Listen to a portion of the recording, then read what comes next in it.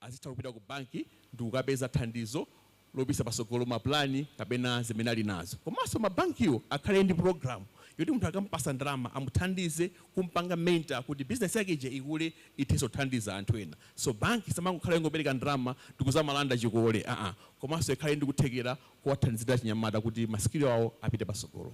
And then the youth should take initiative to develop digital skills and create opportunities. Nkhani za digital timanena kuti aliyense mundikayang'ana ali ndi phone ija yopapasa.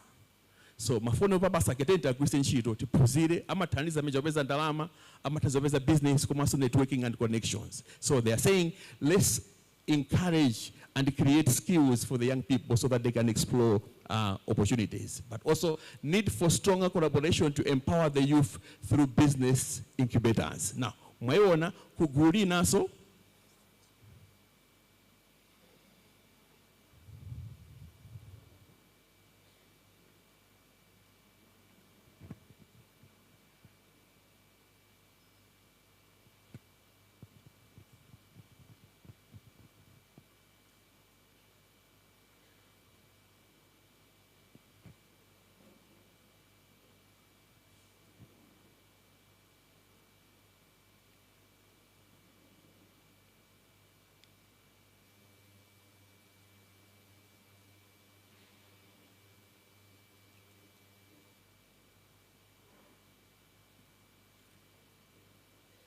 yeah, thank you so much, Honorable and the entire team.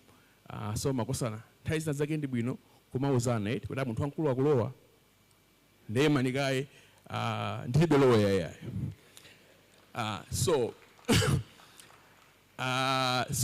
Honorable tikupitiriza kupanga summarize zinthu zimene takambirana mu session ino. So takambakaliza kuntundako ndiye mutula kuti tingopitiriza pamene tili kupita kusogolo. Zikomo kwambiri. Tukambira kwambiri nkhani ya ma recommendations amene anatuluka mu gulu limene makambira nkhani za private sector involvement nkhani yokhuzana ndi achinyamata. Ndiye takambakale kunena kuti private sector should provide conducive environment and financing and mentorship for young people. Komanso achinyamata they should take initiative to develop their own skills nkhani yokhuzana ndi digital literacy. But also need for stakeholders collaboration to empower the youth through business incubation grants and technical skills. Apapa pamene pali nkhani kuli ma initiatives ambiri mbiri amene akuchitika ama business incubations. Tieni ma nkhani zimenezo tizipange popularize anthu aziziwe komanso tilole kuti anthu ambiri atenge nawo gawo pa nkhani zimenezo. Komanso ma incubators amenewa asamakuchitika mtawuni mokha ya. Let's make sure kuti akuchitika angakhale ma districts komanso ma communities. And then need for financial fitness and legacy building. Tikamapanga zinthu ngati achinyamata tiziziwa kuti sitikufa mawa ya. So tiziwanga maplani omwe atakhalepo nthawi yayitali. So that's what also this group was encouraging. Let's see a plan kuti business imene ndayambayi ikula bwanji nangenenga zafika kuti ndakula tizasira ndani kusogoloko. So let's have a long term planning unlike maunganiza zalero ndi mawa. That's what came out in the private sector discussion. The next slide. And then let's develop skills and marketing for the youth-led business. Tazambi remember business, koma tisaku so kuti business imene pangai ata ndigule ndani amapezeka kuti tikuisa pa mtengo wanji ndamanena kuti let's make some deliberate plans to build the skills za nkhani kuti ndalama business imene ndayambayi mpamba ndi kuti profit ndi chani nanga ndikagulisa kuti zimenezo zofunika kuti taphunzitse kwambiri achinyamata komanso we must create opportunities other than waiting for invitation. If you remember the strategic plan kunena kuti agenda topanga seti ndi achinyamata. So samadikire kuti anthu atitane koma ife kuti ambise kuti anthu atisatire. Next slide please. Then kunali discussion imene makhazika kwambiri pa nkhani ya youth health and well-being. Mavuto tikwaziwa kale amene tikumana wa chinyamata pa nkhani ya umoyo komanso nkhani ya thanzi lathu. Koma kwambiri timafuna tikhazike kwambiri pa ma recommendation. So can we go to the next slide please? Next slide. Yeah, my recommendations. Yes. So go back. One slide. Okay. Go back to my recommendations. So guriri linapanga kwambiri my recommendations 4. Poyambirira ndionena kuti No, go for one. Go at per health and well-being. Next slide. Next slide. Yes. So, pamene amakamana gulu limene lanena kuti nkhani ya skills building ndiyofunikiraso kwa achinyamata. Ma skills amene ali magulu awiri. Kwa achinyamata amene anapita ku kadaulo padera komanso ndi anyamata amene sanapita ku kadaulo. Tilekeze ngati uchipatala. Kuti munthu ukhale dokotala ukuyenera kuti ukhale zaka zambiri ku school. Koma kuti ukhale upanga promote nkhani ya zaumoyo sikuyenera kupita ku college ukakhala zaka zambirimbiri. Ndiye ulena kuti pa nkhani ya zaumoyo let's take that two approach. Tipange lobby achinyamata ambiri apite ku school kuti akhale ndi ukadaulo othandiza anzawo pa nkhani ya zaumoyo. Komanso tilimbikise achinyamata ena kuti sakuyenera kudikira mpaka degree. There is something that they can do to support achinyamata anzawo kuti athandizane pa nkhani ya zaumoyo. Komanso amanena kuti let's integrate nkhani ya mental health and climate change in everything that we do. Masiku ano kuganiza bwino ndi nkhani yofunika kuti tiziyang'anira komanso tiziyiteteza. Komanso kusintha kwa nyengo kwabwera kuli pakati pathu. So what this session discussed ndizonena kuti zinthu ziwiri zimenezi tisazipange separate ya. Tiziziganizira limodzi ngati achinyamata kuti kusintha kwa nyengo kwandikhoza bwanji ngati ni wachinyamata. Kuti kuganiza kwa ngwiro kapena kwa phumpu kwandikhoza bwanji ngati nyamata. And zinthu ziwiri zimenezi tiziganizire limodzi komanso tikapanga ma plan ziziyendera limodzi. Zimenezi zimene akambirana ku limene limangana kwambiri za health and well-being. Let's go to the next slide. Guru hili makambira nkhani ya advocacy for youth development, the role of the youth in shaping national policies. Imene ikwisana kwambiri this strategic plan. Yomwe ikunena kuti nkhani ya mapolisi anziko muno achinyamata tili ndi kuthekera ndipo tili ndi udindo waukulu imene tikuyenera kupanga. Ine chimene chandigwira mtima kwambiri ndi ma recommendations because mavuto onsewa ife tikuwaziwa koma nkhani ndi ma recommendation. So can we go to the next slide? Yes. So pankhani ya ma recommendations gulu ilili linadusa kumene anthu anandisangalasa kwambiri. Choyamba manena kuti inclusion of youth in the constitutional process and high-level decision spaces. Anati anaiunguza constitution ya Malawi. Pankhani za achinyamata imangolina mozembazemba. Sinabwere mwachindunji. Ndakunena kuti tikazama khaso ndi nthawi yanga nkhani ya constitution. Let's be very clear. Kuti constitution ikamba chani za achinyamata. Komanso ma decision process okhuza ndi constitution achinyamata atenge nawo gawo. That's what they are recommending. But also promote collaboration rather than isolation in policy development. Palibe policy imene ingakwanilise zonse. So tuone kuti policy iyi tingagwire bwanji ntchito ndi policy inzake. That's what this group was recommending. But also upscale youth involvement in policies. Policy ine yonse kamakambidwa tikhale ndi list where the youth involved. Have we included the voice and action points involving the youth? So that's what we must do according to this recommendation. But also invest capacity in building on policy issues among the youth. Achinyamata tisasiye kumbali tiaphunzitse kuti policy ndi chani. Fapa makhala nkhani zina zake siza policy yayi. Ndizakunyumba tikambirana ndi akazi athu kapena ndi abe nkhani yathu. Koma pali nkhani zina zake zofunika policy boma litengepo gawo. So we are saying, can we invest in capacity building on the policy issues so that the youth are involved? But also youth engagement participation should be enhanced and promoting networking amongst youth for peer learning. Let's go to the next group. Next slide.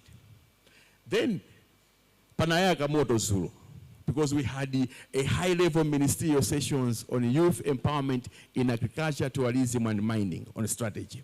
The Badaba Urena could function ya Kalabanji for as well kuna kuna churuka azatovala za manga mangaja. So as ya kukwela nduna follow nde zineni ya uzikhalidi jonjo. So kuna hizo kampia zimena kampila na nkani kosa nda agriculture, tourism, and mining.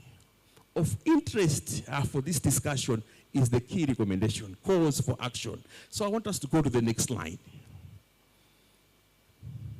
Next slide, please. So key takeaways, takeaways, then we go to call for action. Anduna asa agriculture kulena kuti pali ma opportunities ambiri. Anifi akupeleka ndalama, Akikomu kupeleka ndalama, Mega Farm Unit kupeleka ndalama, Agra komanso IFAD. ikupereka ndalama ku nkhani ya zaulimi close to 900 billion. Achinyamata tinganyemeko zingati pa 900 billion imenepo nkhani imene akampa imeneyo. Kachiwiri pa nkhani ya tourism and value chain. Achinyamata they can participate in marketing, tour guiding, product development, language interpretation, cuisine preparation, and culture attire and production. Pali zambiri zimene tingapanga achinyamata pa nkhani ya tourism. So tisamangoloza chala yayi. Komanso anakamba nkhani ya mining. Kuti pa mining kuli ma levels. Level ina iliyonse tikoza kufikira ngati achinyamata as long as we are supported and we take participation very clear. And there was an issue about capacity building. Youth need to support and update knowledge and skills in mining agriculture. Agriculture imafunika kuphunzira. Mining is mafunika kuphunzira. Ndakunena kuti achinyamata, let's also spend the time to learn about mining, to learn more about agriculture. Tomato sungango zala ndikembekezera profit. Pali dongo so limedi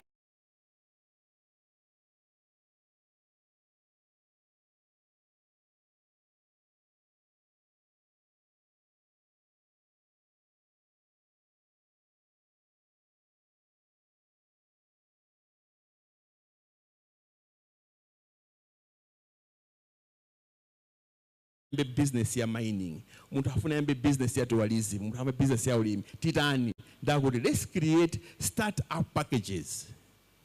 Kuti muntu aziso kuti amu package makhala chakuti at the business yanga ndekuti nyamuka iteka. So let's develop those that are specifically targeting for young people. Komanso, let's develop courses in mining, agriculture and tourism.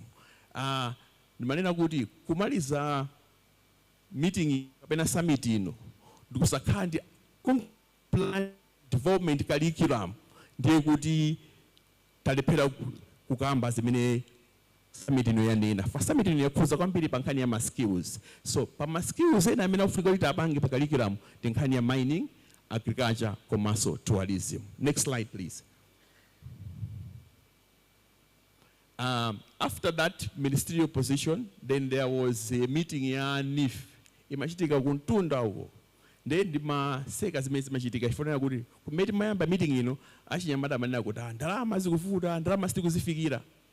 Afuna upanga present, hamata ayi tatopa tifuna tifine ndeni mati kodi achinyamatawa afuna ndalama afuna madansi. Anyway, komabe anapezeka kuti anapanga present. So sitikamba kwambiri nkhani ya ma issues okhuzana ndi nkhani za ngongole. Chifukwa kuti mavuto amene alipo tonse tikuwaziwa. Koma timafuna tulunjika kwambiri kuti tinamanga fundo zanji moving forward. So move to the next slide. My recommendations.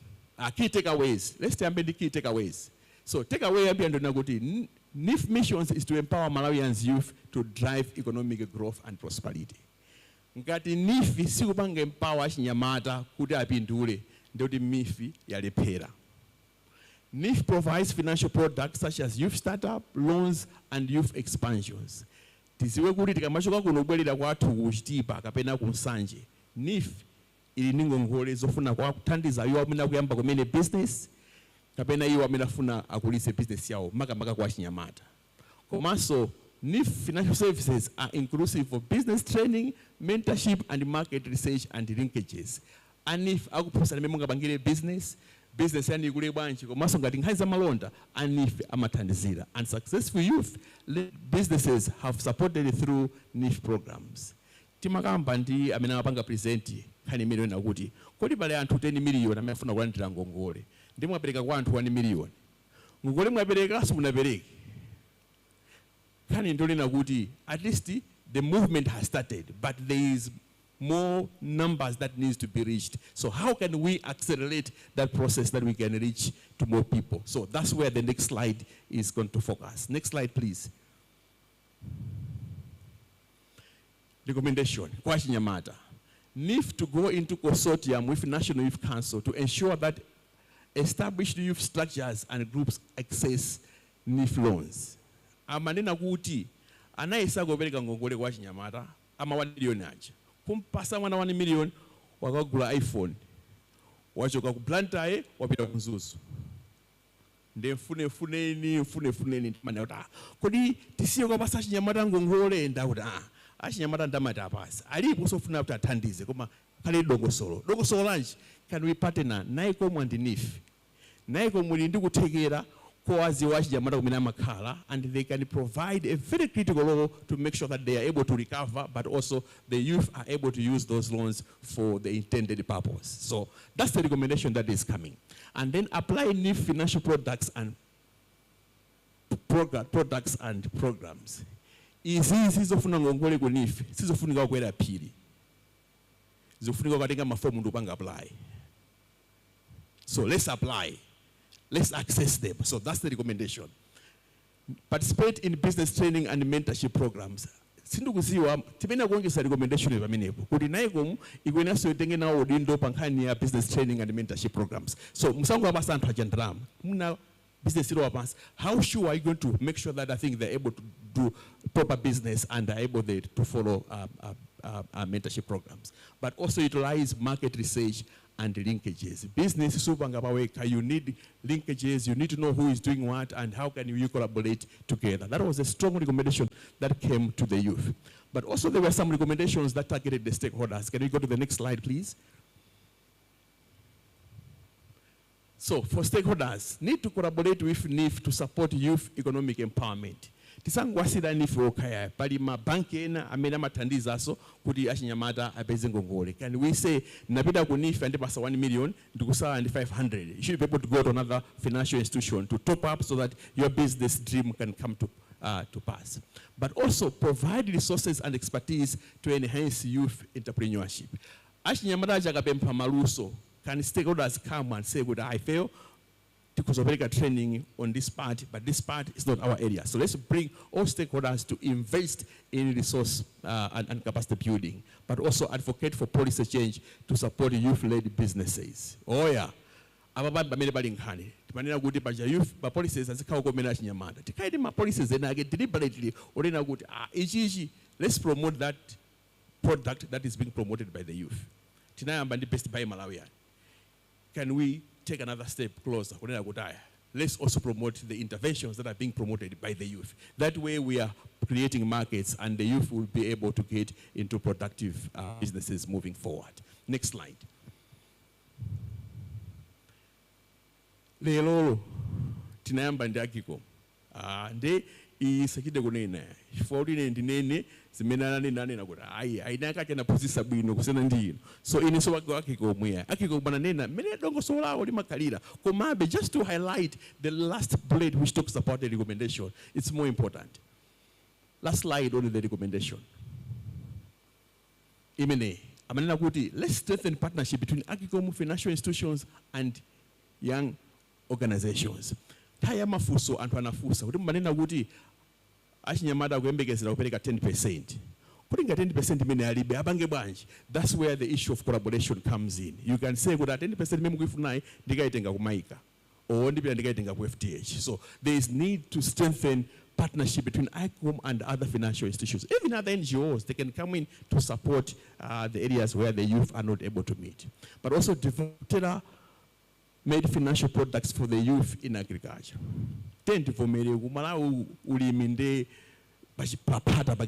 So what are products that we can do under Agicom that supports the youth and also enhance capacity building and mentorship programs for youth entrepreneurship, and then advocate for policy change supporting the youth entrepreneurship and sustainable agriculture. And then when this discussion was taking place in the auditorium, there was another discussion going on which was being led by NICOM. So I want us to go to that presentation, the next slide, the role or how the youth can get registered as an organization. This is good, guys. Not only my recommendations. Yes, number one, need for registered youth organizations to enable them access services. Musango banga bungwe, and hasagosiwe ni pa district. Si bungwe limenelo. Bungwe lipide ku district akali banga register this week. But also to make sure that the process is speeded, let's digitalize the registration process and the assessment. Tisadigire kuda antu atengeka baza apite ku district. Ngata indi phone yo papasa.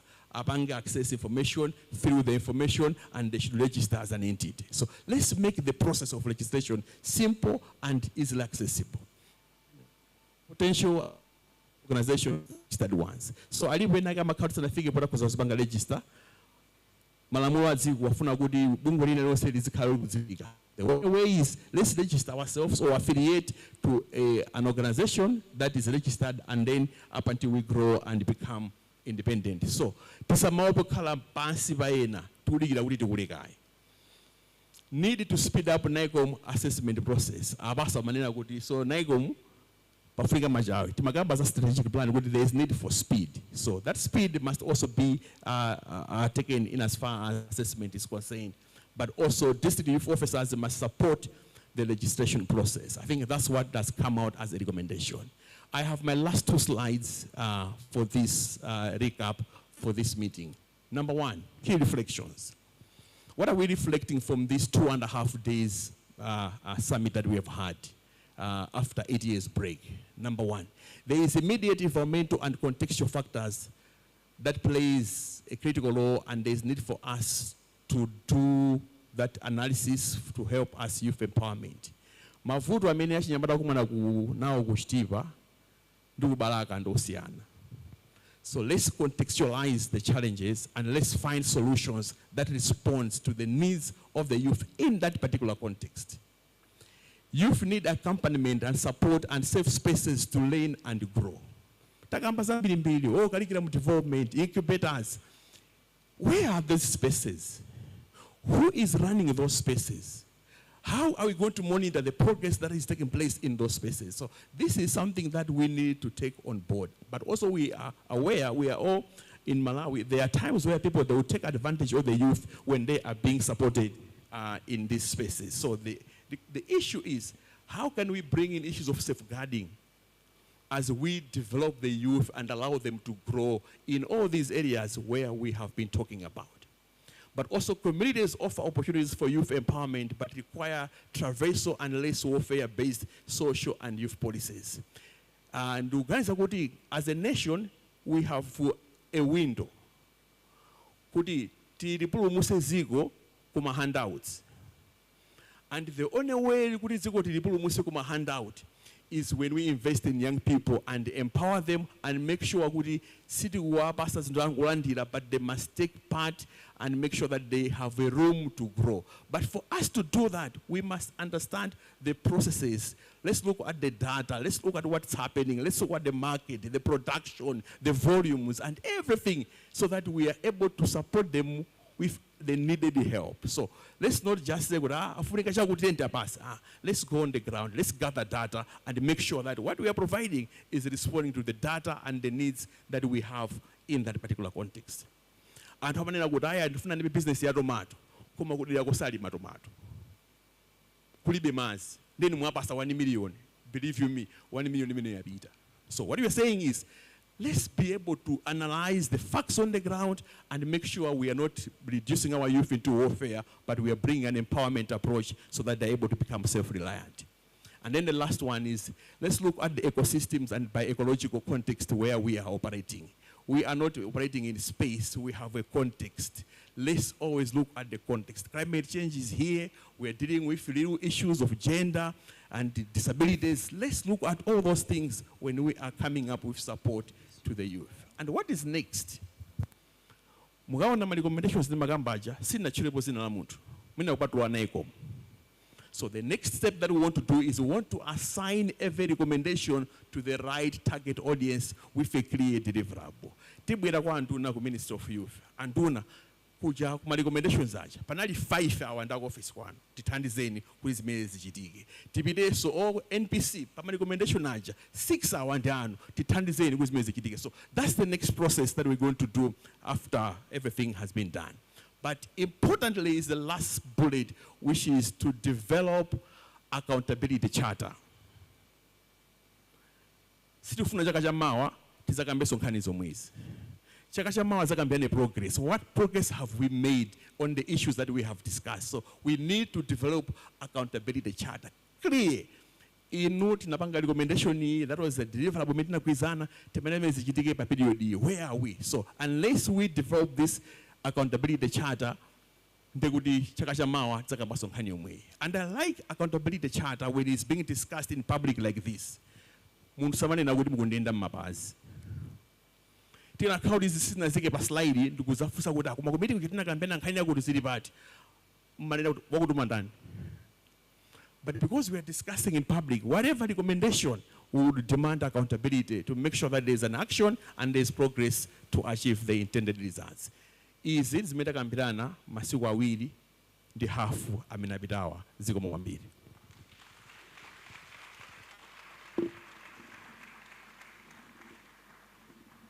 A round of applause, ladies and gentlemen. Amene wandia achieve repertoire. Nzina tulo ukozoziluma rumondu. Achinyamata tilipo? Mukuchokera tuko break home. Achinyamata tilipo? Achinyamata chwe? Achinyamata chwe? Okay, so I like this part. Kumene tukupita chifuka zokuti something amazing is about to happen right now. Something amazing is about to happen right now. Shortly, this tikaitu kupita ku award-winning ceremony. Achinyamata amene ali pakati pathu. Amene akuchita zinthu zodabwitsa. So mongana nena kale ma minister sodzulo tinali nawo limodzi makamba zinthu zosiyana. And anaveleka so my examples are anthu ena so amene akuchita zimene zizi mu Malawi munomu. So tione anthu oshepa shabe. Come on, before that, our very own executive director will actually be coming to the stage. To give us a presentation. Tukupita maga ku our closing remarks. Tupita maga to our closing remarks and kumapita kwa session yatu for these 3 days. But right now, I'll actually be joined by my co-host. Indi Godfrey Malango, very shortly. By the way, my name is Ronnie Mateyu. I don't remember if I actually mentioned my name today, but my name is Ronnie Mateyu. Well, Honorable Minister, takula antilani mwatipesa pakati kati. Kumano iniyo monga minister, mainla zokutu mukale kumayambililo. Mumveso zo zimene achinyamata ina so manena kumayambililo. I think there are really important things that people are hearing. But anyways, you're welcome. And ladies and gentlemen, allow me to welcome to the stage the executive director himself of the National Youth Council of Malawi, Mr. Rex. Mr. Rex. Sumwadziwa sande miao? Anabwela arutsulo kuno. Abusa? Akuti ulemwa abusa. Ulemwa abusa.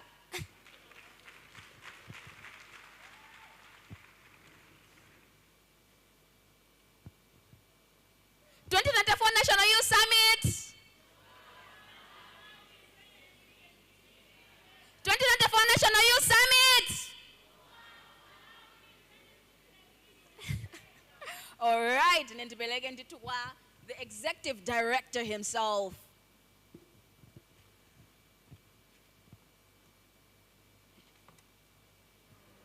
Mundilole ndipereke ulemu kwa anduna athu okondeka, anduna odzipereka kukhala nafe for 3 days. Honorable Uchizi Mkandawire m'manja mwawo. Anduna athu azitere commitment singapose apa iyayi. He is living a legacy of renewed commitment to youth development towards Malawi 2063. Ulemu kwa board chairperson a National Youth Council of Malawi, Bwana Duncan Chiani Manjamao so amenewa.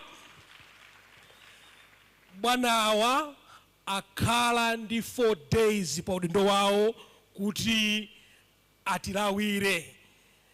Apule anapanga appoint pa 17 November 2022.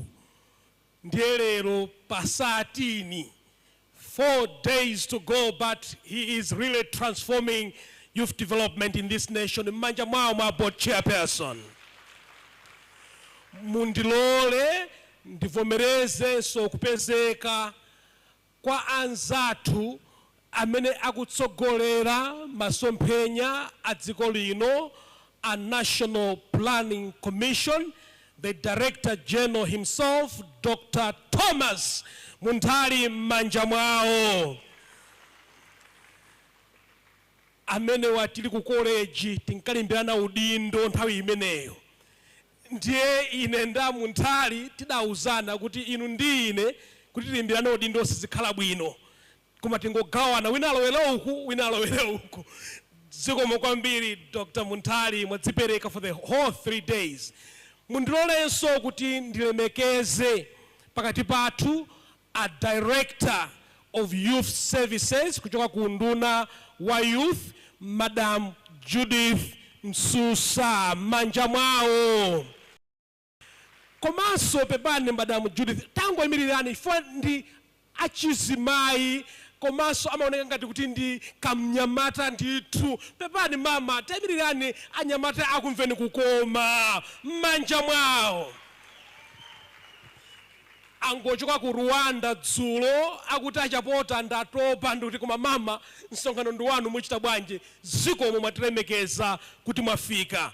Komanso pomalizira ndipereke ulemu kwa agogo a National Youth Council of Malawi. Mundimve pamenepo. National Youth Council of Malawi parliament itakumana mu 1996 inati chimenechi takonza. Nde chitakonzedwa anapanga appoint abwana oyambirira a National Youth Council of Malawi. Lelo tipati ED nthawi imeneyo amatchedwa kuti executive secretary. Oyamba amene adayidziwa kumene kuchokera lero lino atilemekeza kukhala fipo mpano Bwana Alex Mseka Manjamwao. Imirirani bwana pepani nditu pepani Manjamwao.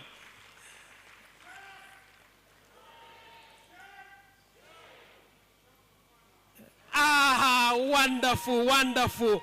Simungakhulupirire is a 60 plus koma mphamvu zakezo zikomo kwambiri. Abwana Nseka ndi amene inadandiremba ntchito. Ndili wachichepere ngati inuyo kupita ku National Youth Council. Ndiye bwana munandipanga train bwino. Toda lero lino ndilipa udindo wanu. Zikomo kwambiri Manjamwao bwana Nseka. Komanso bwana Nsekawa amadziwa kulera ndi kulangiza achinyamata kuti ziwathekere. Iwo wanso ndi amene adawathandiza a Director of Youth ku Ministry of Youth adali intern ito amenewa ku National Youth Council ngasimadziwa. Abwanawo omwewo Anseka. Kodi Anseka ntchito bwino mudagwira inu. Taona na director ali apa. Manjamwao again for Mr. Mseka. Olemekezeka andunatu ine ndifuna ndithokoze achinyamata onse anabwera kuno. Pandondomeko imeneyi tidafunitsitsa tikhandi achinyamata 500 oti abwere ku msonkhano uno. Koma mmene timayamba msonkhano wathu uja tsiku loyamba olemekezeka we had over 800 delegates. Kutanthauza kuti achinyamata a Malawi are ready kukhala involved. Tiye ndombere mmanja achinyamata a Malawi. Siku limene lija anandipeza a chair a msonkhano akuti bwana ife tutiwabweza achinyamata. Then nati ayi simungawabweze achinyamata, msonkhano uno ndi wawo. Kapanga register kasapanga register tikhale limodzi. Ndifuna ndikuthokozeni a chair a committee chifukwa chochita zimenezo mwagwira ntchito yabwino. Tiwathokoze bwana William Tulumbi. Tamirirane a chair mumamva anthu atakuwuzani zinthu zikomo kwambiri. Awa ndi alumbe a Director of Programs ku Youth Council akumandinena nthawi zonse kuti achapota inu mukula tisiyireni council, gwirani ntchito bwino council tidzakusiyirani. Zikomo kwambiri. Ndithokozenso Honorable Minister mauno chifukwa cha ma strategic partners ametakhala nawo.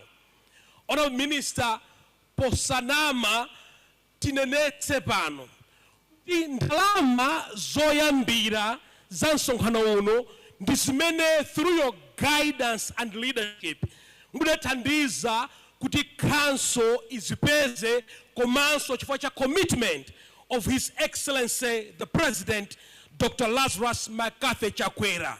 Ndina napopoyambira chifukwa chimene ndithandiza kuti council ikhale increment ya budget. Koma zimene zijazo sizinakatha kutibweretsa pano. Bwezi titapita ku NRC kapita ku Namitete Secondary School kukapangira msonkhano umene uwu. Ndinauza chair kuti nkhani za chinyamata ndi zofunika ndi kumene amapangira msonkhano wakulu kuno ku Malawi ndi kuti ndi chair akuti ku BICC. Nendo so BICC tikwanitsa ku BICC tikuti yayi koma mmene za chinyamata zafikira panopo it's renewal of commitment. Achinyamata tisapite nawo ku Namitete Secondary School kapena kwina kwake basi ina yake tiwabweretse at the epitome of excellence in the nation here at BICC. Zimenezo zachitika because of these partners. Ndifuna tonse tuombere manja ma partners athu amenewa. Honorable Minister, kuti ndiyambe kuwerenga aliyense mpaka na the next 20 minutes. Koma ndifuna ndikambe ichi, Honorable Minister, chinthu chimodzi chimene tachiona aku National Youth Council of Malawi, dziko la Malawi ma stakeholders in civil society, development partners, private sector, akunena ichi kwa inuyo anduna. Kuti ife tirirede, kuti tikuthandizeni anduna, masomphenya amene muli nawo achinyamata Malawi in line with the national youth policy tienda nanu limodzi. Once again, a big hand of applause for our stakeholders who have supported us in this event. Inetu kumeneko munene kuti kodi achinyamata akambirana ziti ndi ziti olemekezeka mwaziva kale. Pongo omba mkota nkhani ili pano, Honorable Minister, achinyamata a Malawi akunenetsa mwachimvemveve kuti indedi iwowo ali masomphenya a 2063 koma akufuna walking the talk. Ndichimene achinyamata a Malawi akunena. Ndikunama kapena omba ni manja mudzombere nokha. Let's walk the talk. Malawi 2063 is a youth-centric vision. We have committed as a nation that the young people of Malawi are our greatest asset. Therefore, the young people of Malawi are saying, we want to walk the talk. Kotera kutu ife aku National Youth Council of Malawi, with your guidance and leadership, Honorable Minister, takonzeka kuti zona adi tigwene nawo manja limodzi, ma stakeholders onse, nyamata wina aliyense, paliponse, kuti zimene inu mukufuna, kuti zichitike munduna wanu ndi masomphenya a National Youth Policy zimenezo ziteke. Ndikoza kumba mkota moteromo. Zikomo kwambiri, Honorable Minister, chifukwa cha kupezeka kwanu mauno. Zikomo kwambiri, zikomo.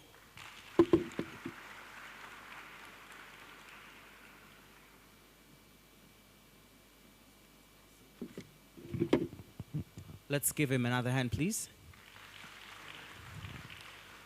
Honorable Minister, the Director of Youth, the Executive Director of the National Youth Council, the Board Chair of the Council, all distinguished guests, including our partners from different youth-led organizations, and most importantly, my youth Chwe! My youth Chwe! Thank you very much for that response. My name is Godfrey Malongo, and I am going to be hosting this session together with my friend. But at this point, before I call her up here, I would like to introduce the session that we're going to have. And as I know, I'm going to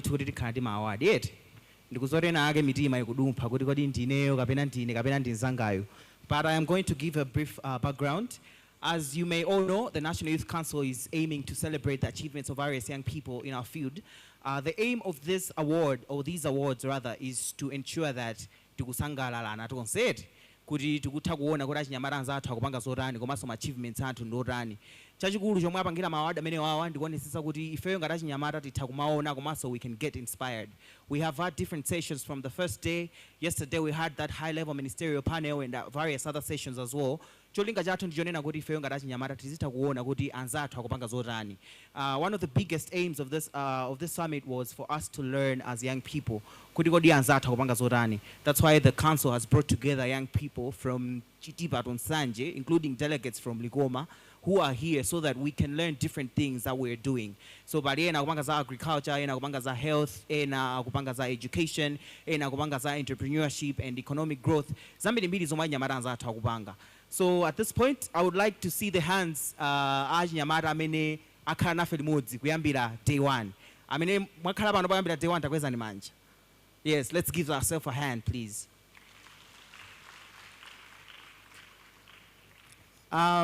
So for this award ceremony, the National Youth Council released a call kuti achinyamata tipangane nominate kamena tisipange nominate toka. Panali ma categories 8 for these awards. Panali ya education, panali ya health, panali ya entrepreneurship, panali ya science and technology, panali ya sports, panali ya humanitarian, komanso panali ya creative industries. Due to other reasons, we're going to just award the 7 categories except for Yama creative industries. Komano mumene mumu Naikom inalandira ma nominations 211. Tatenti zombere manje. So since the day of the call, the council received 211 nominations. Of course, panali na mazimanga nominate oka, amona kona anzawo awachedwetsa. So they were nominating themselves. Panali soye na ukuthi anzawo ndithu amapanga nominate. So kuphatikiza zonsezi panali ma nominations 211. This honorable minister is just a testament that young people are also keen to celebrate themselves. Achinyamata tinali ndi chikhumbo choti nafeso tionekere. That's why the first day we had our booths out there so that my guests, komanso my delegates, can appreciate the work that we're doing.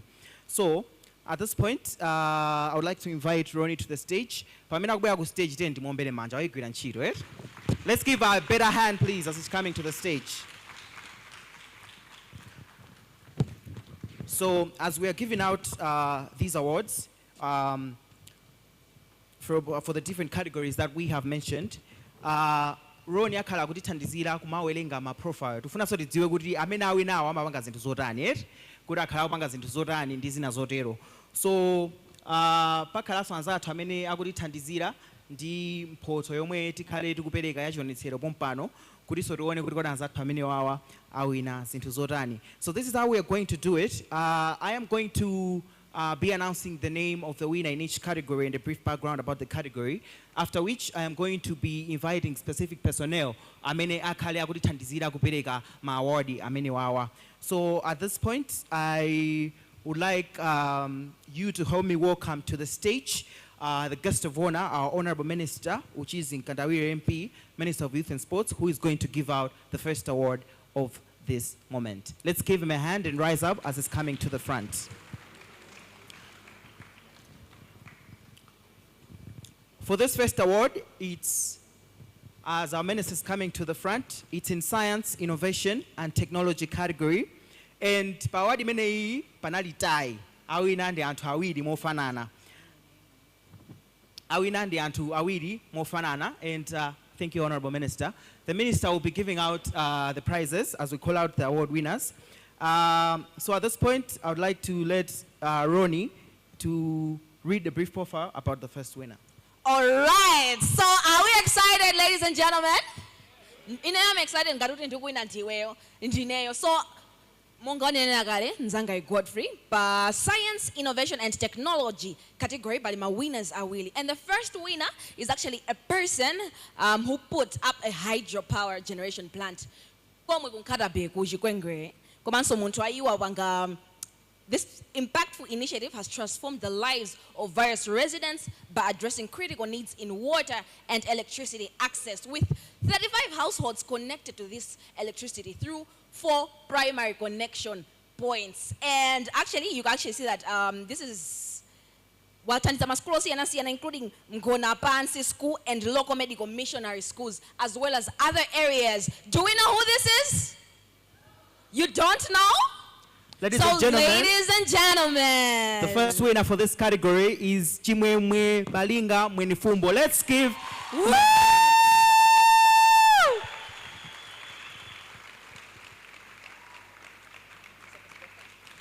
There he is. We can do better than that. He is the man who brewed the hydropower. Hydropower generation plant. Wow, guys. Wow, guys. We're also going to need our presentation. You should also come to stage. Tisayire Sanjer. Na feso risabanga nao tiuli na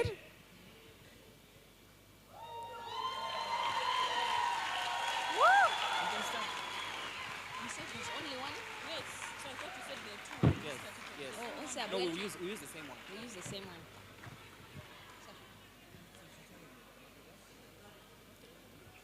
Thank you very much. You can stand.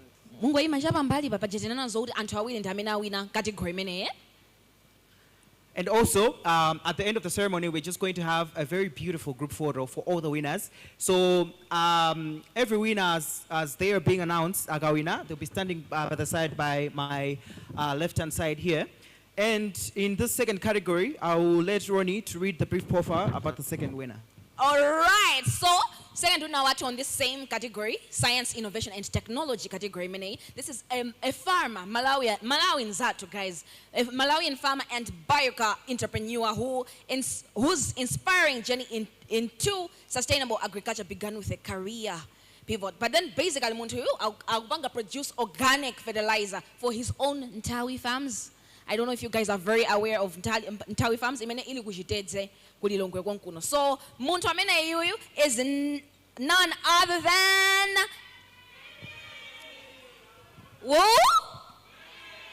Clement Nda.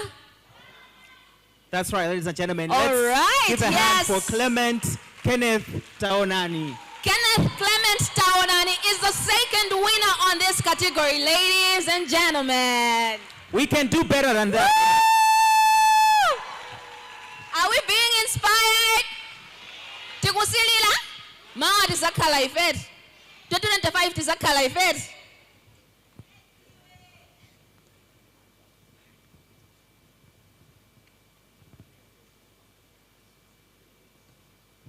Titagomba so manja, red. Woo! Zope Basis Jimenez.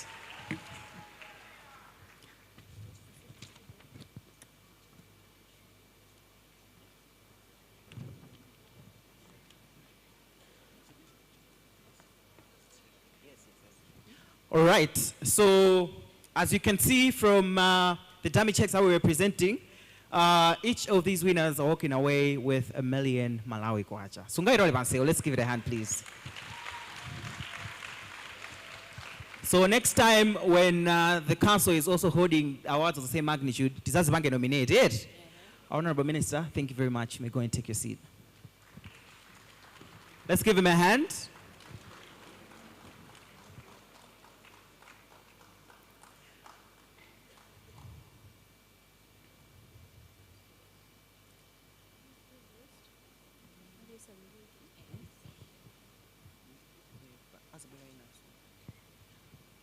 Thank you very much. We're going into the second category for this award segment. And this one is for ecology and climate action. So I am going to invite to the stage Mr. Mseka, who is the former and the first Executive Director of the National Youth Council of Malawi. Let's give him a hand as he's coming to the front while Ronnie is reading the brief profile of the next winner. All right, so the winner for the ecology and climate action category, guys, is a 28-year-old Wachinyamata Anzatu amene ndi social entrepreneur, founder and managing director of Clean Hits Clean Hit Solutions. Clean Hit Solutions is a renewable energy social enterprise. That makes and sells low-cost, eco-friendly carbonized charcoal briquettes made from waste. Kumabanga guys magala kujokela from waste. So this is the winner, and it's been actually Clean Hit has been operating for 4 years, and this is actually they've sold over 50,000 kilograms of briquettes and have trained over 600 people in alternative sources and income and briquettes making in the district of Neno.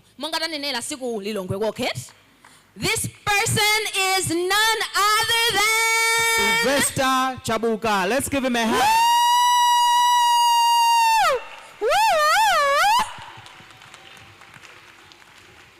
I'm passing moralo, my guy.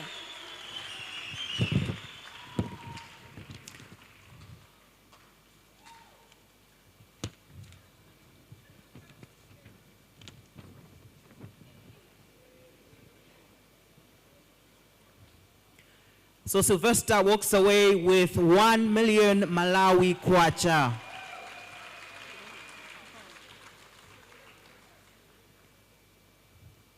Thank you very much. Thank you. You may go and take your seat. Tikupitira benti mphoto zosiyana.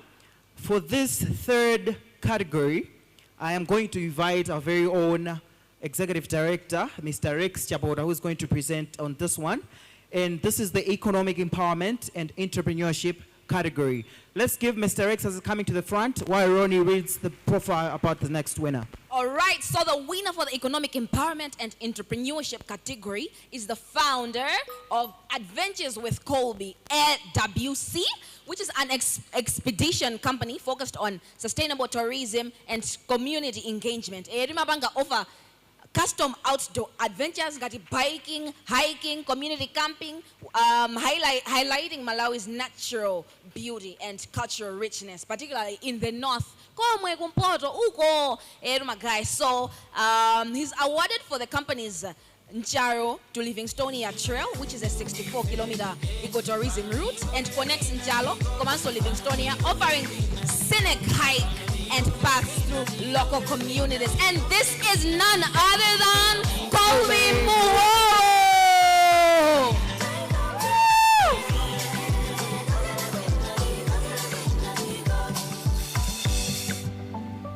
Let's give him a hand. Yes. So Colby walks away with 1 million Malawi kwacha. Tienti mombele manja. So one of the reasons we're reading out the profiles of these winners, they set up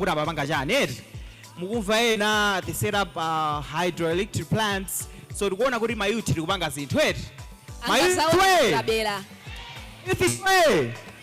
Perfect. Thank you very much, sir. For the next category, I am going to invite Dr. Thomas Muntali. This is the NPC Director General, who is going to help us award in the education category. All right, so the winner for the education category is a young man. This is a young man, focusing on the blind classroom, which is transforming education for visually impaired students in Malawi. Timagamba za inclusivity, yes? So he uses AI, artificial intelligence. Kubela notes, kubela what do you call those? Assignments in class, yes. But he used it wisely. He used AI and machine learning. These tools were used to provide custom educational content tailored to the unique needs of visually impaired learners. And the winner of the education category, ladies and gentlemen, is none other than Staff Nyoni. Let's give him a hand. Woo!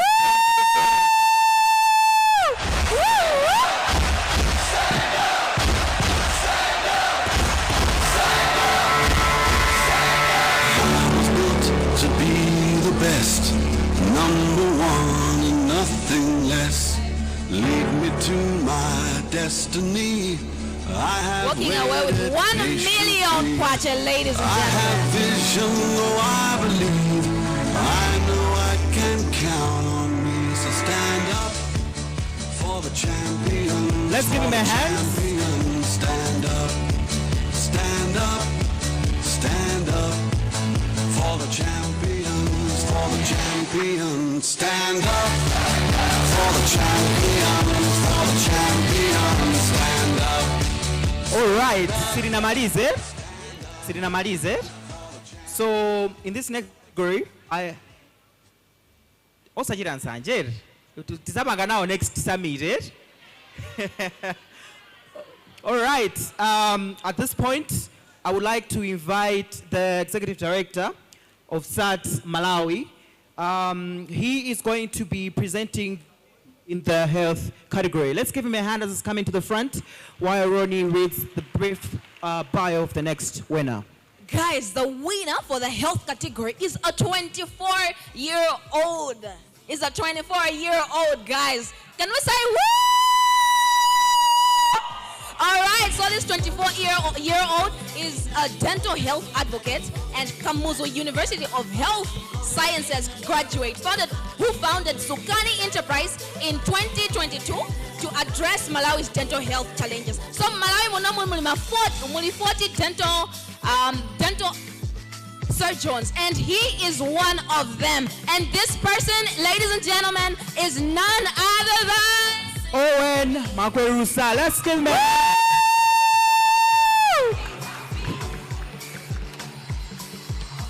Yes.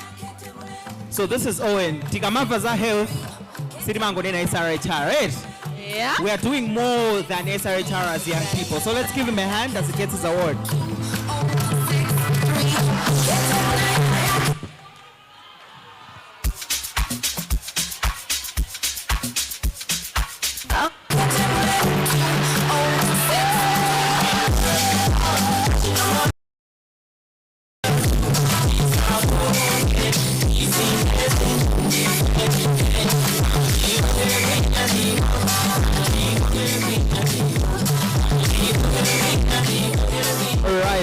All right. In the next category, this is a category I am so excited about.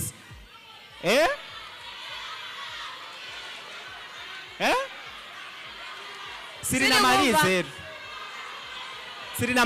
right? Okay. Watch out for the next category. Next time represent us well, guys. My ladies, please. So, for the next category, he's standing as a giant in front of all these men. So so in this next category, I am going to invite Mr. Alfred Piri. This is the Chief Executive Officer of the WA2 Group. He is going to present in the sports category. Ronnie. So well, ladies and gentlemen, it is actually a female. Can I hear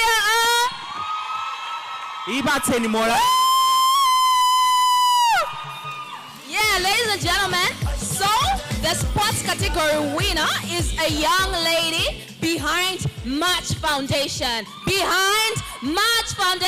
So this one is a youth-led organization which is actually based in LILONGWE and is dedicated to enhancing skills development and well-being for young people through sports and education. And it aims to provide a supportive environment for children and youth aged between 6 to 20. And it's been thriving in sports and life skills and empowering them for a sustainable and prosperous future. So this winner, ladies and gentlemen, is none other than Tadala Kandulu. Let's give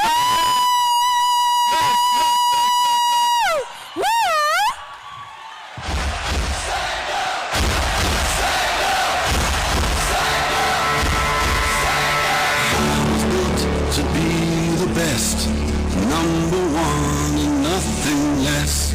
Lead me to my destiny. I have waited patiently. I have vision, I believe. I know I can count on me. So stand up for the champions, for the champions. Stand up, stand up, stand up. All right. Let's give another hand for Tadala, guys. Come on. Adri. So as she was reading her brief profile, you can see that Tadala is one of the very few youth-led organizations in Malawi that are working towards taking this country to achieve the Malawi 2063 through sports. And as Much Foundation, she has done a lot. So I'd like for us to give her one last round of applause. Woo! Yes. Ntima wa phwano eri. Sunapwe chifukwa alipo modzi ndekuti we have to do better, right? We have to do better, right? All right. For this next category, I am going to invite the country director for IOM. This is Jacqueline Mpanyula. And she is going to present the award in the humanitarian category. So in this category, we also have 2 winners. There was a tie in this one as well. So Ms. Jacqueline is going to present this to the first winner in this humanitarian action category.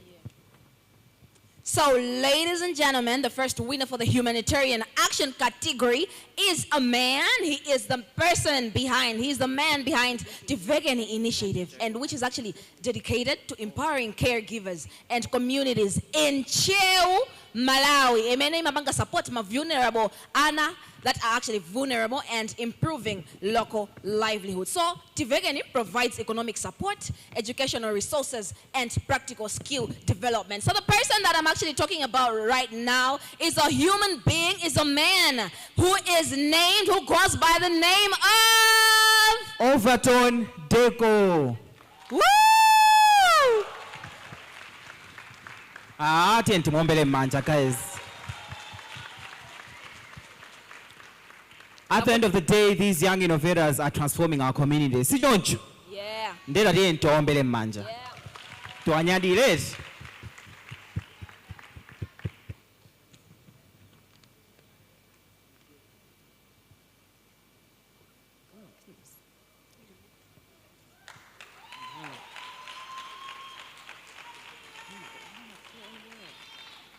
One meter, guys, 1 meter. Thank you very much. Thank you very much. Just to clarify, she was representing the head of mission here in Malawi. The second winner in this category is going to be presented by Abbas Panjani, and this is a trustee for the Muslim Youth United. Let's give him a hand as he's coming to the front while Ronnie reads the background. All right, so the second winner of the humanitarian action category is also a man who is actually behind Reach the Foundation. And this guy is a 28-year-old man, and Reach the Foundation is a charitable community-based community project based in Chembe Village. Kwatiye Nankumba. Kumena kundi kunako na Mangoji, guys. Kumangoji. And which was actually established in 2022, and it provides free early childhood and part-time education to undeserved children, reaching out to over 300 children, guys. Kumangoji. So if you actually know Mangoji is one of the areas where Kani's education is entirely in Azakizima. So ladies and gentlemen, the winner, second winner, where we had a tie of the humanitarian action category, is a man none other than... Elias Matope. Let's give him a hand as he's coming to the front to get his award.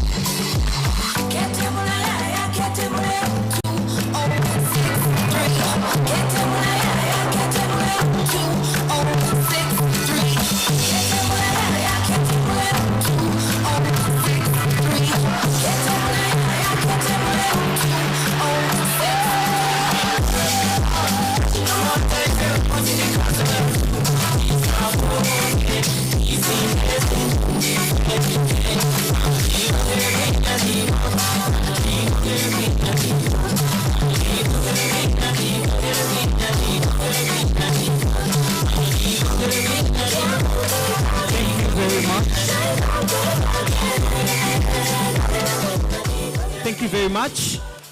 So, Papirama millionaire. So, I already see that City Manena Kurienako, Muima Contera Mafana, Lilongwe Planta, but you can see as he was reading out the brief profiles about the award winners, you can see good majority of them Majogera Kumadela Menisa Chedwa Lilongwe Kapena Planta. So, for the next one, Tizaji Miguel, we should see more ladies in the front. Si Joncho. Edi? So wakamazari kupanga nominate antu muzayambire ndinuyo kuzipanga nominate komanso panga nominate anzanu. Zamveka eh? My youth ichwe! All right, at this point, I would like to invite back our guest of honor, Honorable Chizi Nkandawire, and the Executive Director, including the Director of Youth, to come to the front so that they can have a beautiful photograph with our award winners. Let's give them a hand as they're coming to the stage.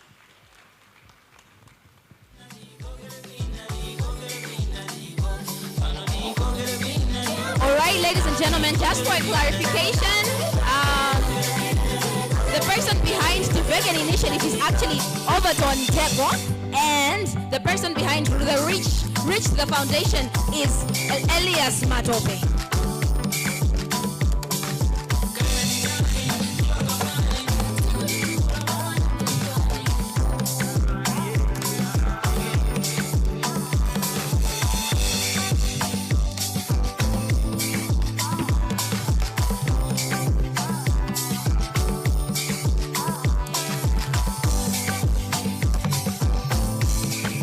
So they will be taking a group photograph. Okay, I'm getting wait for our very, very talented photographers that we should move closer. I think some of us are more sparse. Yes. Does that work? Perfect.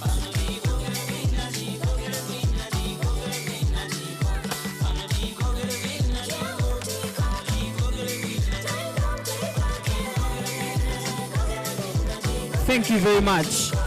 Let's give them a hand as they are going back to take their seats with $1 million kwacha each.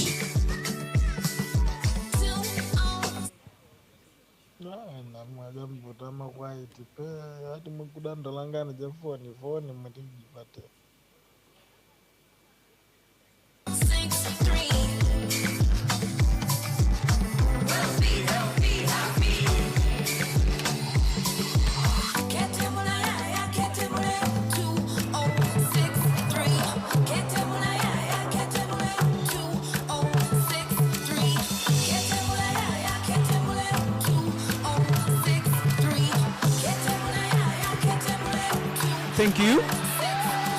We are also going to have a photograph of just the winners.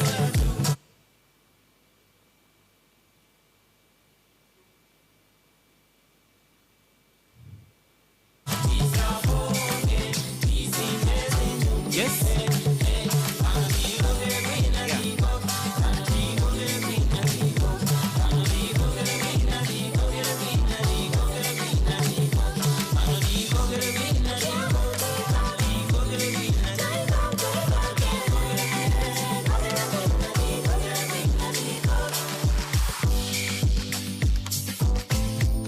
Thank you very much. You may go and take your seats. Oh, wait. Aha.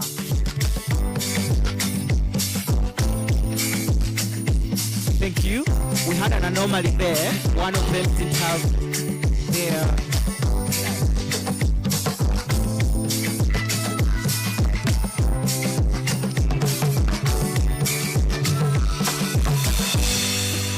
Thank you very much. Let's give them another big hand as they're going to take this.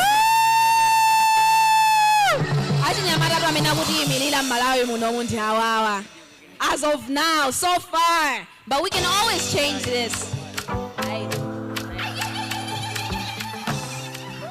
All right, ladies and gentlemen, that marks the end of our award segment, and I would just like to give a very special thanks to every young person komanso ena amene munakwanitsa kupanga nominate anthu tatiye tizombele m'manja.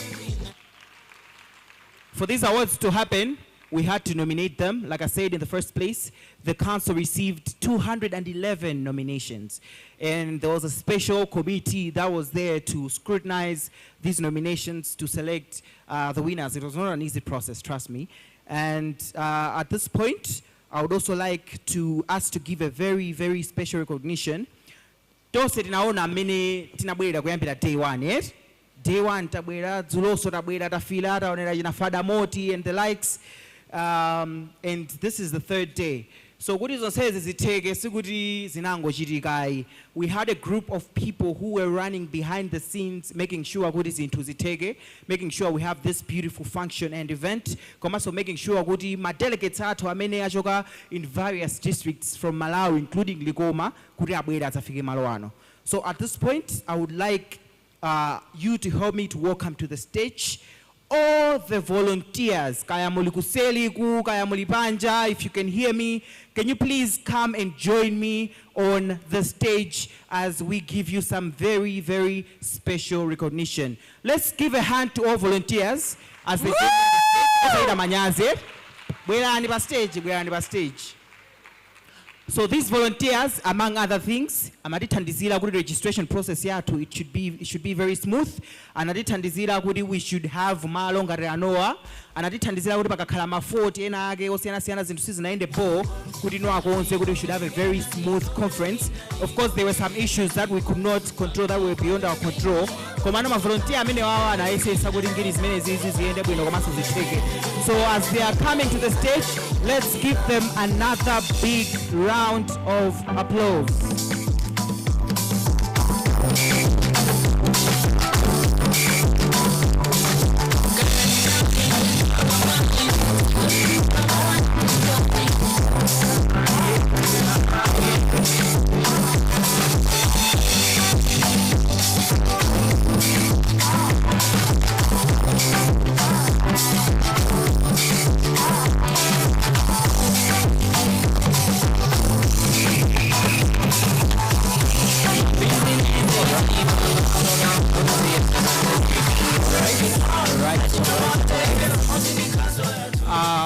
Our very, very talented photographers.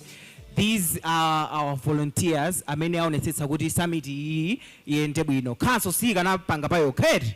Komanso khanso kuti khale khanso ndi ma affiliate zone. Kuti khanso ikhale khanso ndi feyo achinyamata. So achinyamata ena amene athandizira kuti event imene iyende bo, iyende sharp, ikhale yanyatwa. Ndi amene wawa. So I'd like us to take a very big group photograph. Asanapite kukakhala pansi komanso tisanaombele m'manja. Our photographers. Okay.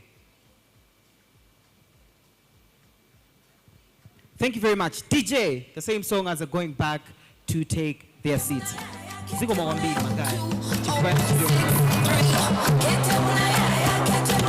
of applause. You can do better, guys. Come on.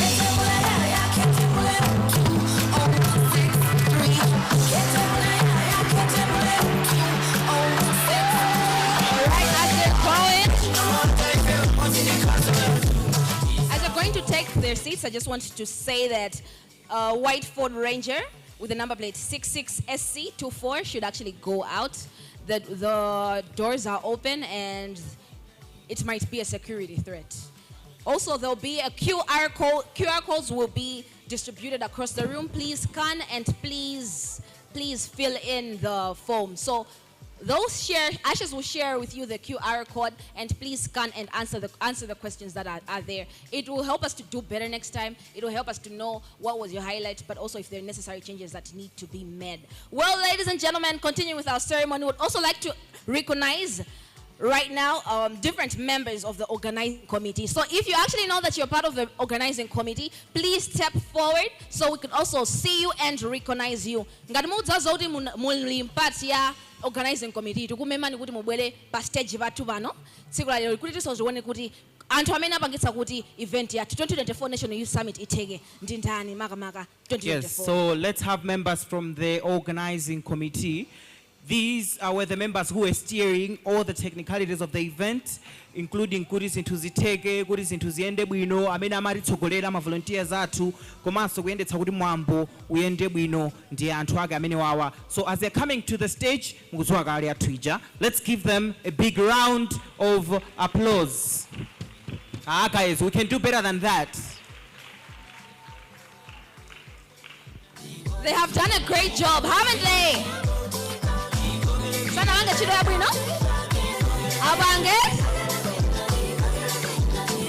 So we also want to take a group photograph with our organizing committee.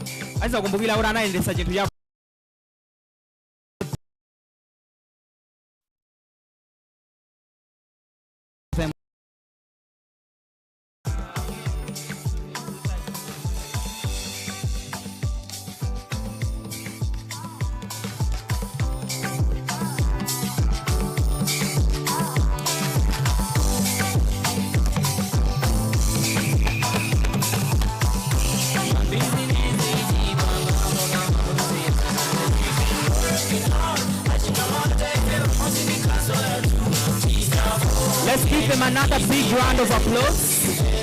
Thank you very much. You may go and take your seats.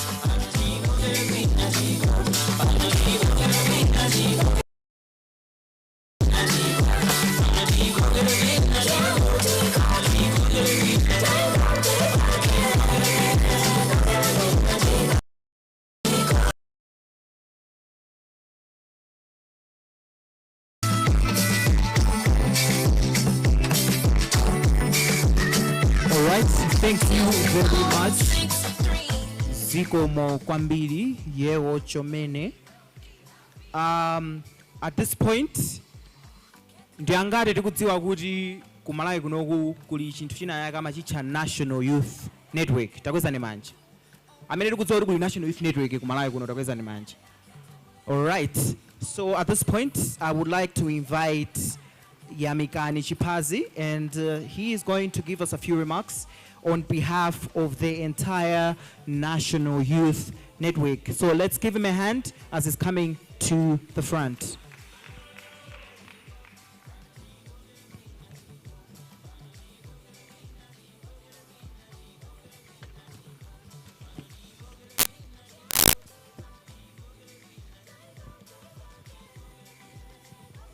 Youth Council with renewed commitment. And we got it.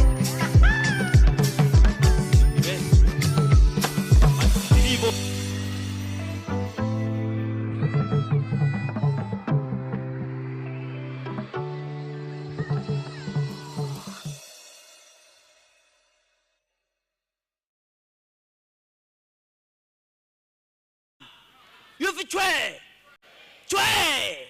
Chwe uko! Uko chwe! Mr. Chwe!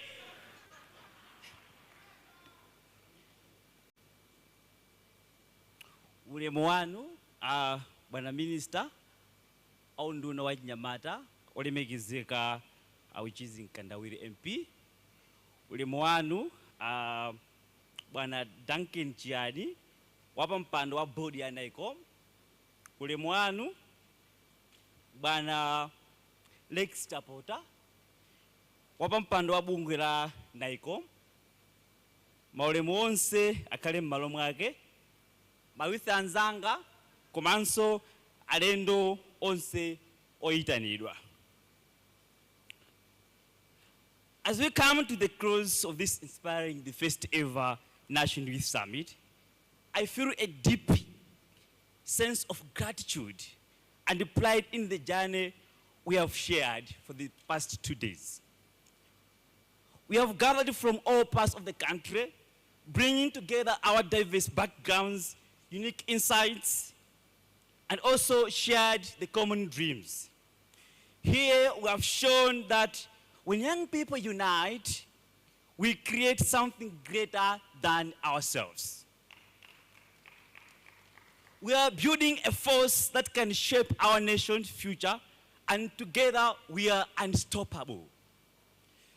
Throughout our sessions, we have faced the hard truths of our time. That is about leadership and governance, the climate change, economic injustice, education barriers, adolescence and youth well-being, and also social inequalities. We challenged each other, we learned, and we grew together, and most importantly, we didn't hold back. We spoke up for the country that we want to see, and we are a generation that doesn't wait for a change to trickle down, but also we are the generation that will tear down every barrier and build the future that we demand. What it means, sir? This summit has been a space for ideas, but let's not forget that ideas are nothing without actions. Young people, we demand actions. We have been promised for the past 2 days by policymakers, but we demand action, Madam Minister, and all stakeholders. The work starts the minutes as we all step out there. That's when we are starting to start working about all the recommendations we have made all together about this summit. We must advocate, agitate, organize, and mobilize, whether it's pushing for the policy reforms, leading local initiatives, and also challenging harmful practices head and on. We are disruptors as all young people. We are here to shake the foundations of the status quo. Our power as young people is an immense. We are not just leaders of the future, but for the present.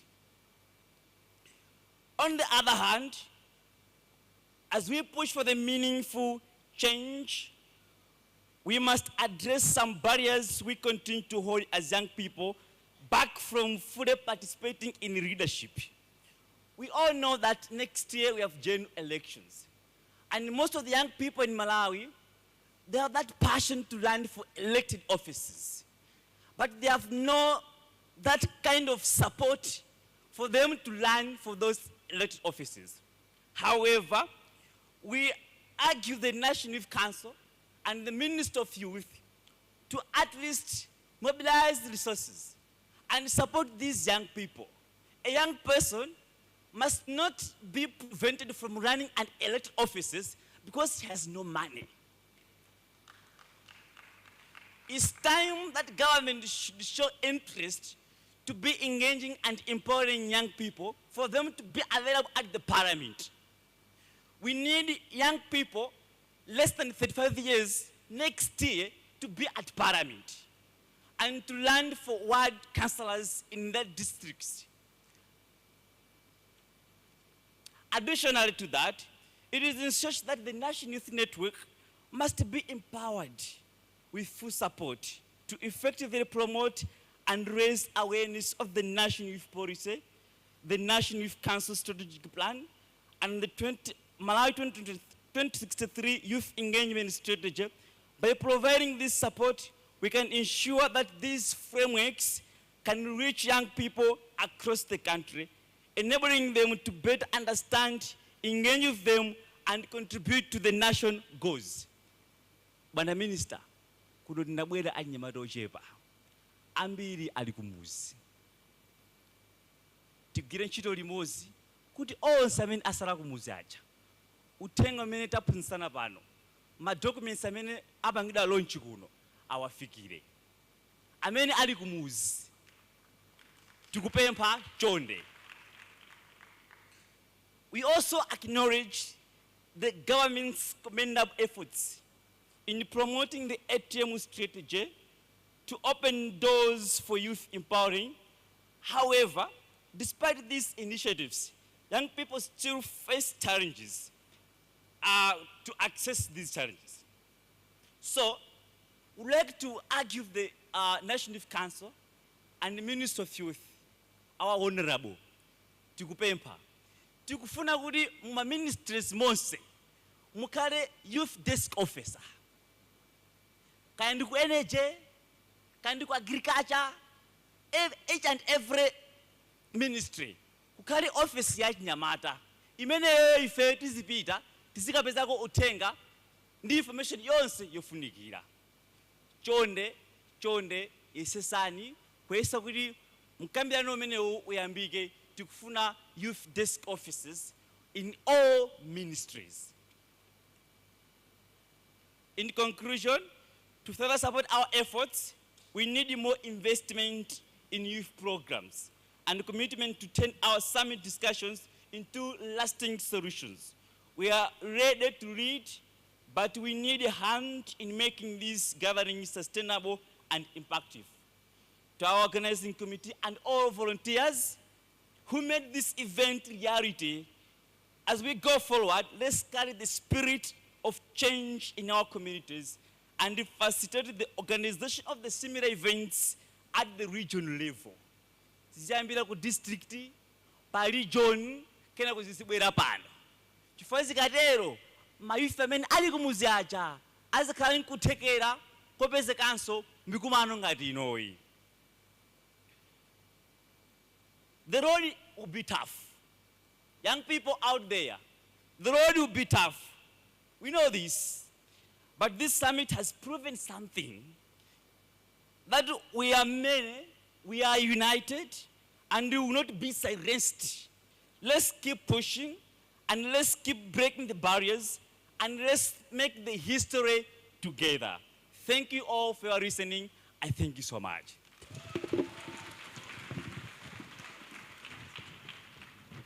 A round of applause, ladies and gentlemen.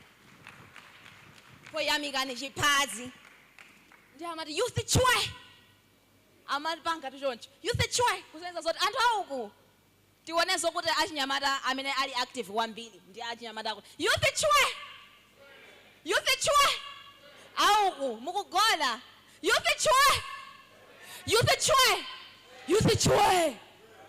Akuyakhandi awa oka. Minister sonti anthu anu apa. Makhanda achinyamata ozilala. Youth chwe. Kumbuya uko youth chwe. Youth chwe. Uko timve youth chwe. Youth chwe. Kumbuya kwaso uko kule ya media mbali naso ndona achinyamata. Youth chwe.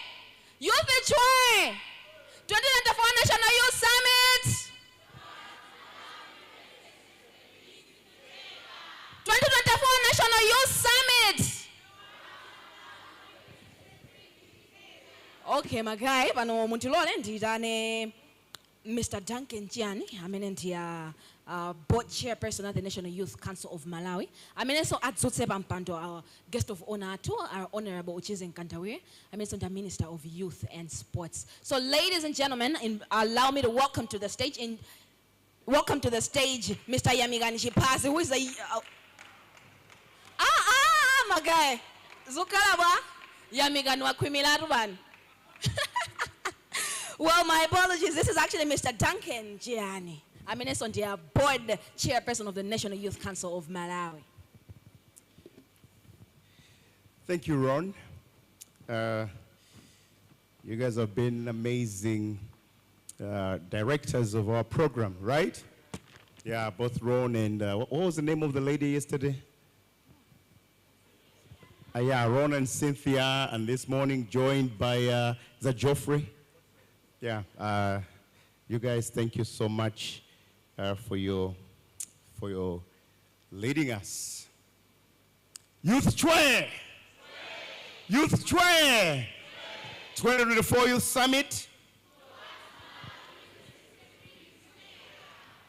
Great, great. Honorable Minister, you can be assured I'm the proudest board chairperson of the council because I have seen great things in my time. I think I can say that without any fear of contradiction. Honorable Minister of Youth and Sports, Uchize Nkantawire, MP, Director of Youth in the Ministry of Youth and Sports, Mrs. Judith Msusa, Director General, National Planning Commission, Dr. Thomas Montari, fellow NICOM board members, thank you guys. You're a wonderful team. NICOM Executive Director, Mr. Rex Chapota, and your management and staff. Agogo, Nkogogona, Mr. Alex Mseka, the first ED for NICOM, but also his former PS in the Ministry of Youth and Sports. You're welcome this morning. Our partners and supporters, you guys are amazing. You've made this thing a reality. Thank you so much. Chairperson for National Youth Network, Yamigani Jipazi. You're leading the youth very well. Esteemed youth delegates, media, ladies and gentlemen. Honorable Minister, my responsibility this morning is to invite you to address the summit, to close the summit for us and charge these youths to go out there and do what they have heard here. However, allow me, Honorable Minister, to say a few words of gratitude on behalf of the board of the National Youth Council of Malawi. Firstly, allow me, Honorable Minister, to sincerely thank His Excellency the President, President Dr. Lazarus MacArthur Chakwera, for endorsing this historic National Youth Summit. And his endorsement came when he accepted our invitation to come, but because of his schedules, he had to delegate you to preside over this summit, which means he really wanted this summit to take place, and we're very thankful for that. So you would pass that to the President. But specifically to you, Honorable Minister, we would like to thank you so much for being with us here the entire 3 days. Actually, we thought this isn't going to take it because we were like, how can we keep cabinet minister the whole week being dedicated to us? This isn't going to take. Honorable Minister Marone Tsagudi, as the ED said, that you have that commitment to youth development, and we can testify to that because throughout the whole process, we've been coming to you and you have always led us. And thank you so much for that, as you have been shown it here. And I would also like to thank the Director General. It's not that you have nothing else to do. You know, you are heading the whole national planning, and to be here with us, masigo onse atatu. No. We don't take that for granted. Director General, we know you're a very busy person, and mumafunidwa ndima department ambiri amakufunani, because you are the one who is leading the development of this country, and actually you are the ones leading Malawi 2063. So you're needed all over. But the fact that you could sit these all 3 days and sit down with us, we are so grateful. And it's a great endorsement to what we are doing at the National Youth Council of Malawi. Honorable Minister, allow me also, through you, to thank the ATM ministers who came here yesterday, the Minister of Agriculture, Honorable Kawale, the Minister of Tourism, Honorable Vera Kamtugule, and the Minister of Mining, Honorable Monica Changanamuno. We don't take it for granted. Bringing 4 cabinet ministers a whole morning